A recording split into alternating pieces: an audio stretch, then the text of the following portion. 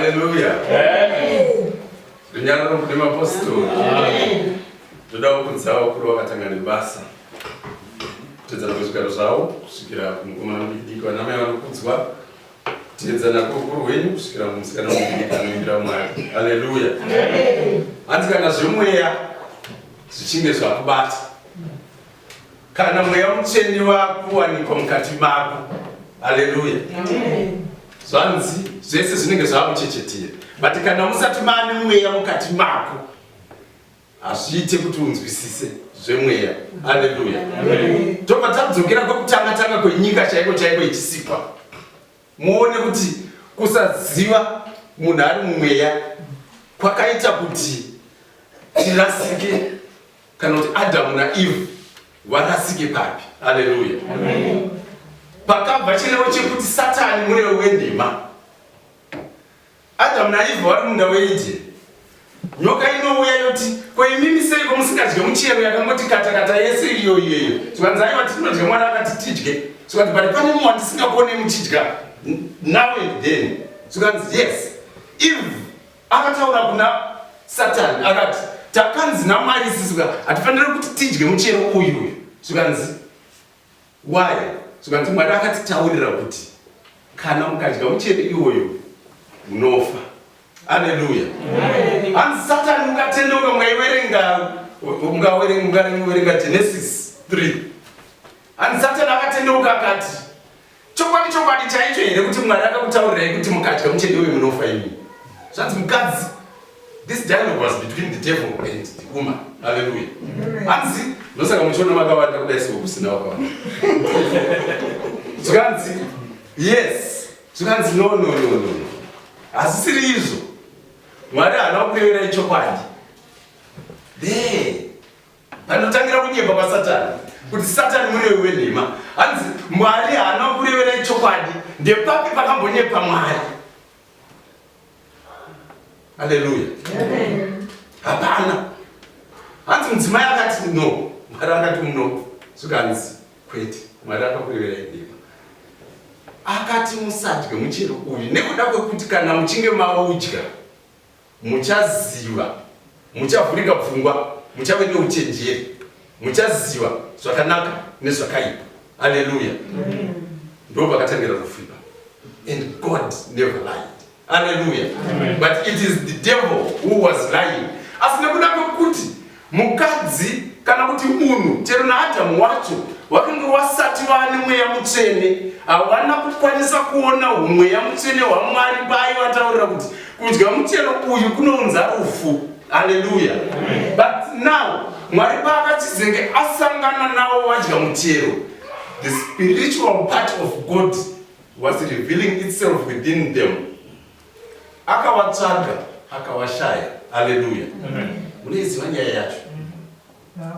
Satani murevi wenhema. Mwari haanyepi. Saka muchinzwa manzwa panapo gore neMwari kutaura kuti kana tiri kutaura zvemweya, kana tisina mweya hatikwanise kuzvinzwa. Wenyika vanofunga kuti hupenzi. Hallelujah. Asi ririro iri kunze kwekunge mweya watizadza matiri hatikwanise kuti tizive zvokwadi.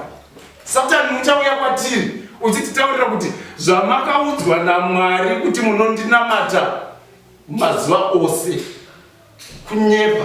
Iwewe nekuda kuti mweya haumauri uchafunga kuti ichokwadi. Hallelujah. Menga muri kupupura mega pano.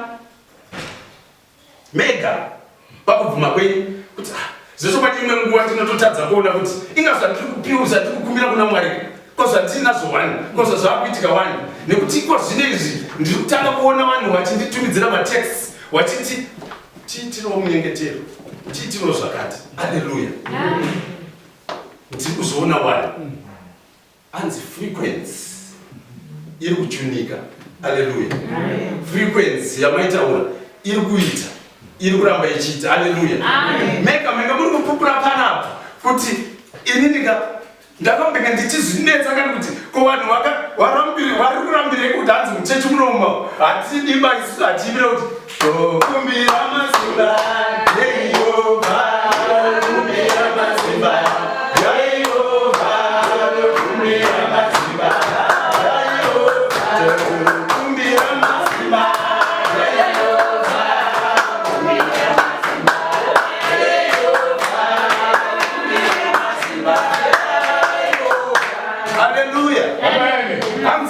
zvikanzi hazviitwi pamuno.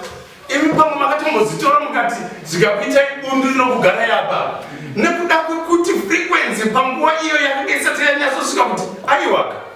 Inini iwe uri kuda kuti revelation yako yawaitika iwewe yawaonaka ubva waiona ichisatiswa right on the spot. It is not time yet. There shall come a time where someone from nowhere asina kumbonzwa uchipupura revelation iyoyo is going to stand up and say amen. Hallelujah. Amen. Hanzi chiprofita kukura kwedu mukereke muromo wemuprofita mumwe chete hauzivi kunyanya kusimba. Vane mashoko emuprofita maprofita mairi pachinhu chimwe chete. Hallelujah. Amen. Ugara apostoli. Amen. Kana zvakwanira kana mweya amatiri. Hallelujah. Amen.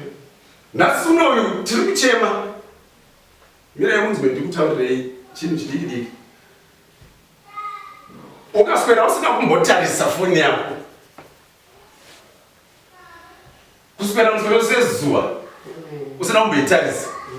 Ukazoiti kuma 4 kana 6 pa unoona mine hundreds of messages and messages zhinji dzacho dzinenge dziri kuWhatsApp.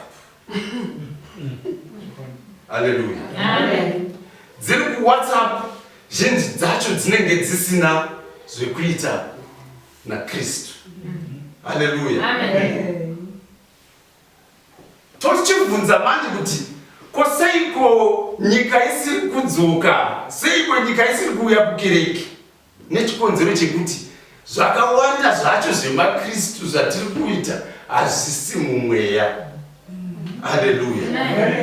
Tiri kuita zvenyika nekuti mweya wacho haasati amatiri. Pachange mweya azara matiri muchaona kuti nyika ichatendeuka ichiuya kwatiri. Hallelujah. Zvandiri kutraya kuita inini manje ndezvekuti kana anonditumidzira joko risinei nezvaMwari, inini ndiri kumutumidzira shoko rine chekuita naMwari. Ndobva ndanyora kuti tumidzira vese vari mukondakiti rako zvisadzinyika. Hallelujah. Nemapostori acho ndiri kutumidzira. Ndikuudza ifani part of it which is very interesting. Vanhu nyika inei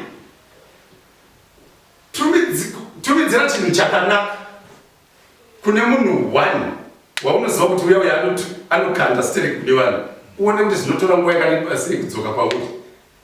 It never comes back. Tumidzira chakashata chenyika ino kuna iyayo the same person, uone kuti chinotora sei nguva chisati chatenderera pasi rese chichidzoka back to you, possibly within an hour. Unenge wakutoreceiva chichakutobva nekune mumwe. Hallelujah. So tiri kuti mapostori, let us use, this is a negative. Hallelujah. Inegative. Ndikuda kuti isusu musatsondorokane nazvo pakuti seiko nyika iri kutitumidzira zvenyika. NdiMwari ari kuti inini chii chiri kukukonesai kusenzesa the same media to preach the word. Hallelujah. Mweya waMwari kana zvemweya zvakubata paunotambira zvenyika hazvireve chinhu kwauri unoti nyika ndiri kuda kuti zvemweya zviende kuvanhu. Hallelujah. The good news is pane rimwe gore randakambotumidzira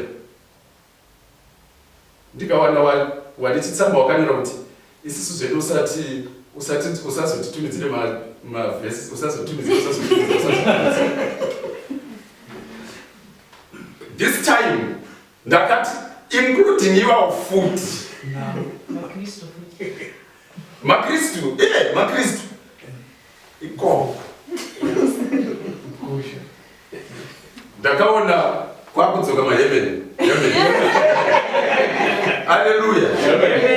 Ndikati Jehovha asisi sesimba rangu kana kuti inini ndiri kuti inini mai changu nyika painokuvengai imi musave nenyika. Haleluya. Nyika painokurevai mataura menzaniso weshamwari. It's not about you. Musafunga kuti mune chekuita pane chamakaita chakashata imimi. Amuna. Zviri kwaari nekuda kuti ari kuona mufambiro wake pamwe nezviito zvake neunhu hwake netunhu twaainatwo kuti hazvikodzeri kuti aramba achiita patani nemi kusvikira nguva iyo yapfuura. Haleluya. Saka musazvidye mwoyo kuti kosei